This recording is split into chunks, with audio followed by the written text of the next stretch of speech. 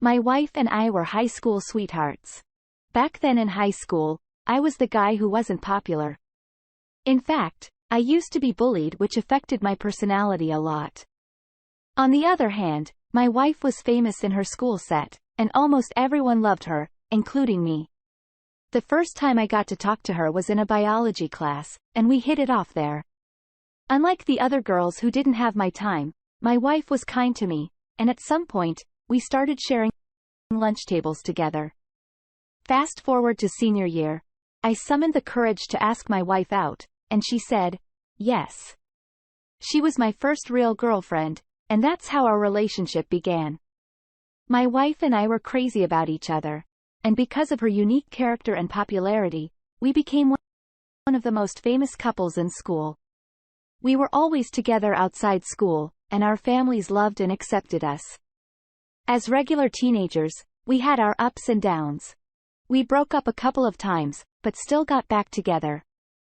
When we were done with high school, we applied for the same college, and luckily, we were both taken.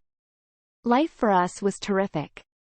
We grew and lived together, and we could explore so many things together, which was very beautiful for me. Eventually, after college, my wife and I got 2 great paying jobs in our hometown, and we were happy to return. It was what we always wanted. And when we had that, we were so happy. My father told me it was great and noble to be with one woman and cherish what we shared, and I took his words to heart. From our teenage years and throughout our dating years, I never cheated on my wife or looked at another woman inappropriately. I loved my wife and didn't want anything to come between what we shared. When we returned to our hometown, people were still surprised we were together, because they didn't believe we would last that long. Whenever we walked on familiar streets, we would see people look at us in awe, and that was a win for us. Especially since they knew me as that shy kid that could not look strangers in the eye while talking. After my wife and I settled down, we worked for almost a year in different organizations, and I proposed to her. She was thrilled when I did. And without wasting time, she said, yes. Aside from verbally telling my wife that I loved her, it was evident from what I did for her. I gifted her a lot, especially after I started earning well. I got her nice clothes, shoes, jewelry, and books from her favorite authors. She loved reading romantic comedies. And I gave her something special on all our anniversaries and birthdays. I did all this because I loved her and wanted her to enjoy every moment she spent with me. Our love story continued smoothly as we planned our wedding, and eventually we got married. Our wedding was neither big nor small, but it was terrific. All of our friends from high school who heard about our marriage attended, especially to see if it was true that my wife and I got married. After our wedding, we both moved into a new apartment I rented, and a year later, we had our first child, a boy. The birth of our son changed a lot of things for me, and it caused me to take life more seriously. With our son in our lives, I worked harder, and in short, I was always there for my family. I made a lot of sacrifices, literally paused my life, and it was even more challenging for me because my dad fell ill around the same year my son was born. And I had to juggle between providing for my family and taking care of my ill father. Unfortunately, my father passed away when my son was 3 years old, which was one of my life's most challenging moments. After the birth of my son, my wife and I grew a little bit distant because she always had to take care of the baby. I was told it was expected, so I didn't take it to heart. I believe that after our baby could walk and maybe lessen the responsibility on my wife, we would get back to how we used to be. I was wrong. The older our son grew, the more distant we became. It got so bad that the only time we had a long conversation would be when she either complained about something or reminded me that I had to go grocery shopping or forgot to take out the trash. It was funny how we went from high school sweethearts who could not live without each other to a couple that always argued and fought. Despite all that was going on between us, I still loved my wife, and I treated her with so much love because I badly wanted us to return to how we used to be. I just believed she was having a hard time as a new mom and would get back to it with time, but I was wrong. One weekend, my wife and son visited her parents and I was alone at home. I tried to sleep, but I couldn't because the thought of my wife didn't let me. So I got busy when I was tired of lying in bed. I cleaned the house, did the laundry, and I decided to clean the attic too since it had been months since I went there last. While cleaning the attic and organizing things, I stumbled on a small box I didn't remember putting there. Out of curiosity, I opened the box. And it was filled with letters. I was initially surprised because my wife barely went to the attic. And since I wasn't the one that put the box of letters there, it had to be her. At that point, all I wanted to know was the letters' purpose as I read them. My heart skipped. On reading the first letter, I realized they were love letters my wife received from her lover, and I also found out that her lover was my high school bully, the same guy that used to publicly humiliate me. At first, I didn't believe what I had read because my wife knew how much I hated the same guy, and I would never imagine her cheating on me. But after I spent time going through all of the letters, I realized it was true. I was so heartbroken and shocked. I even found out that their affairs started a couple of months after we moved back into town, and they had a couple of flames while we were still teenagers. I knew he was still in town. We had seen each other a couple of times, but I never spoke to him, and he never tried to either. He always had an annoying smirk, and it fueled my anger for him. The good thing was our high school reunion was just around the corner, and my wife and I were already making plans. We were actively involved in the planning committee because we were one of the few in town. So I took some of the letters and made plans to expose her and her lover. Also, in some of the letters, I had seen my bully ask about my son. And I couldn't find off the feeling that something else was happening. So when my son and wife returned, I acted like everything was cool, and since we weren't so close, she didn't notice anything different about me. I was so mad at her that I hoped my son was mine for her sake. To confirm my suspicion, I secretly took a paternity test, and the results showed that I had been raising another man's son all this while. This was the last straw that broke the camel's back for me. I wanted to throw her and her son out, but I wanted to do it more epically. D-Day eventually came. As you would think, my wife and I made a show. She acted like we were still madly in love with each other, and everyone had their eyes on us. As part of the plan, I was meant to give a speech and appreciate those who traveled from different parts of the country to attend our reunion. And while I made the speech, I told the story of a man who loved and cherished his wife, but she cheated on him with his enemy. I did that to instigate my classmates and it worked. And at the end of the story, I exposed to everyone that my wife was the person I was talking about. She was shocked, and everyone was shocked too. She pretended she didn't know who I was talking about, but I was smart enough to project copies of their letters. I had snapped and everywhere was quiet for a while. Suddenly, one of my classmates who lived in our town too shouted at the top of her voice that was true, and everyone guessed.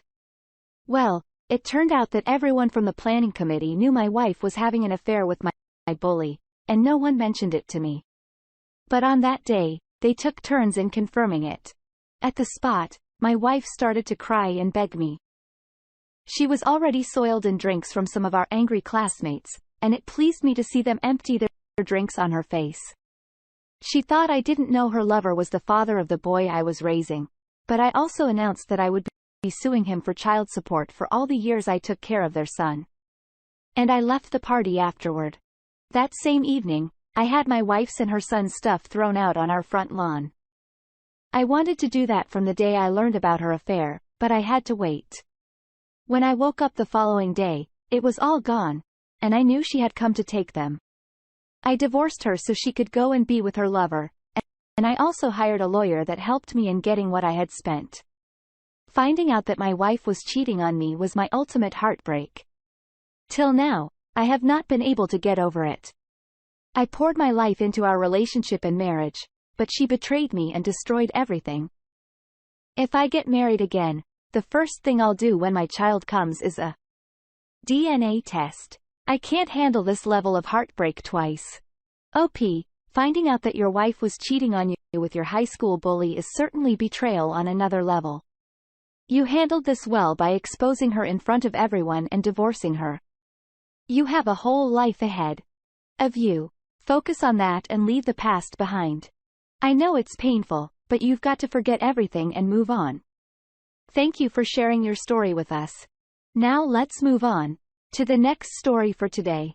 After being friends for almost a year, I figured my wife was the woman I wanted to get to know better and possibly spend the rest of my life with her, so I asked her to be my girlfriend, and she said, yes. We started dating and our love for each other skyrocketed too. We were the perfect couple. We wore matching outfits, did things together, gifted each other, and I tried as much as possible to make her always happy. I was earning very well, so gifting her expensive things was not an issue. She was a fashion queen, and I knew the kind of clothes, shoes, and bags she loved. Whenever I could, I would take her shopping to buy whatever she wanted because seeing her happy made me happy too. We dated for 1 year before she moved in with me, and after 2 years of dating, we got married. Aside from companionship, one of the reasons I asked my wife to move in with me while we were still dating was that I traveled a lot. And since my apartment was bigger and more comfortable than hers, it wouldn't be great for me to lock it up. Travel and still pay rent.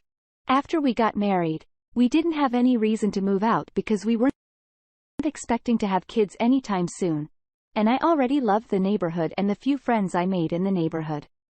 They gave me a sense of belonging, and I didn't want to change that. While we were dating, my wife was also able to make friends with some of the neighbors, and their friendship even grew more potent after we got married. The first 3 years of our marriage were beautiful. We loved and treated each other with so much love and respect. On weekends, we would hold small get-togethers for the neighbors in our house or any other neighbor's house, and we got along with everyone. Even though I traveled for different business trips, I never considered cheating on my wife. I always carried her picture in my wallet and in my car, which I did for several reasons. I didn't think my wife would cheat on me because I satisfied her in bed, provided everything she wanted, and treated her like a husband should treat his wife. Our lives were going on perfectly until one day. Everything I saw altered that day and destroyed the relationship my wife and I shared. I had traveled for a 4-day business trip, and when I returned, I noticed that my wife was acting a little edgy. She didn't go cold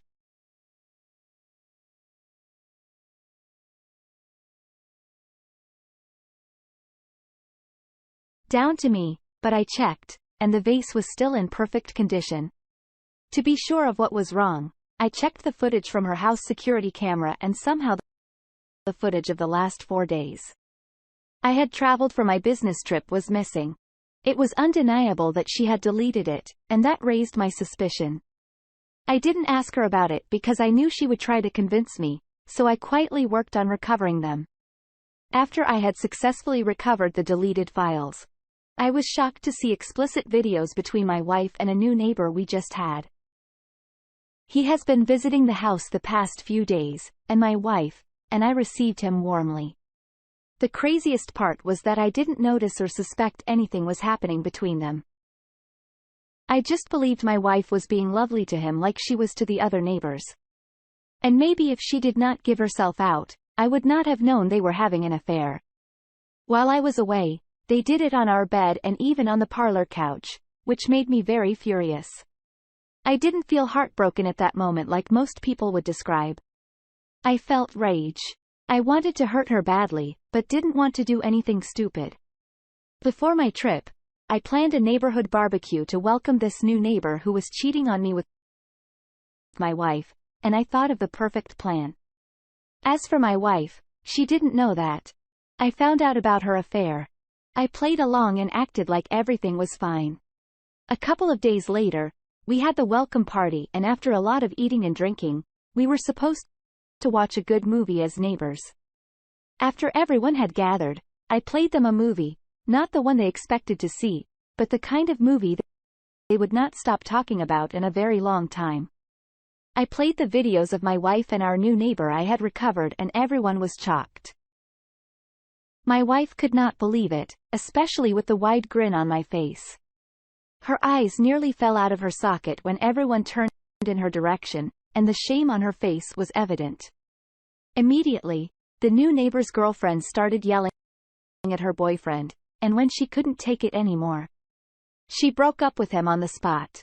On the other hand, my wife cried her eyes out and turned her neighborhood friends to help her beg me. But everyone was so disappointed that they shunned her and didn't say a word to her. After they had seen what I wanted them to see, I told them that the barbecue was over, so they all left. After everyone left, my wife cried and said, "It isn't what you think." Allow me to explain. Hearing that line made me so furious that I yelled at her and told her not to step in my house again. I also told her that I was already processing the divorce papers and that soon she would hear from my lawyer. I threw some of her stuff out, and I shut the door. Honestly, humiliating her publicly pacified me a bit, but it was nothing compared to the heartbreak I felt. I loved her so much and envisioned spending the rest of my life with her. I didn't see her again after that day, and the new neighbor left too. I guess he took her with him because they knew they ruined their relationship with our neighbors. We eventually divorced, and I sincerely hope she has a miserable life. This happened to me 5 years ago, and although I have moved on, the thought of my present girlfriend cheating on me with another man still crawls up in my stomach to date. I try to find it as much as possible, but I know most women don't deserve genuine love. They are selfish and only think about themselves. Most women don't deserve love, and giving your love to the wrong woman must have hurt. However, you shouldn't judge your present girlfriend based on your past. Just because your wife cheated on you doesn't mean present girlfriend will. It might be hard, but you've got to open your heart again, so you don't miss out on the beautiful things of your new relationship. Thank you all for taking the time to listen to today's stories. If you enjoyed listening, please feel free to like and subscribe if you haven't already. Also, comment below with your thoughts on what happened. If there is a story you would like to share with me about your own situation,